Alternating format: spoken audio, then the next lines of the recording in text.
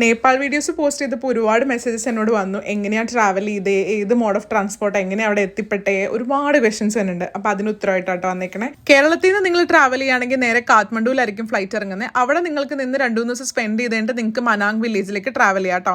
മനാങ്ങിലേക്ക് പോകണമെങ്കിൽ ആദ്യം നിങ്ങൾ ഷെയർഡ് ക്യാബ് എടുത്ത് ബേഷിഷാറിൽ വരണം. അവിടെ നിങ്ങൾക്ക് ഒരു ദിവസം സ്റ്റേ ചെയ്തിട്ട് അവിടെ നിന്ന് ഒരു ജീപ്പ് ഹയർ ചെയ്യാം.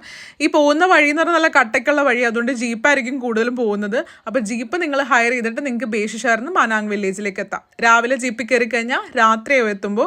പക്ഷെ ആ പോകുന്ന വഴി എന്ന് പറയുന്നത് ഭയങ്കര ബ്യൂട്ടിഫുള്ളാണ്, ഒട്ടും അടുപ്പിക്കില്ല കേട്ടോ. നിങ്ങൾക്ക് ഇടയ്ക്കിടയ്ക്ക് നിർത്തിയൊക്കെ നല്ല കാഴ്ചകളൊക്കെ കണ്ട് നല്ല അടിപൊളി വ്യൂ ആണ്, ഒരു രക്ഷയില്ലാത്ത വ്യൂ. എൻ്റെ ഈ ട്രിപ്പിൽ ഏറ്റവും അടിപൊളിയായിട്ട് തോന്നിയത് ഈ ബേഷിഷാർ ടു മനാങ് യാത്രയാണ് കേട്ടോ.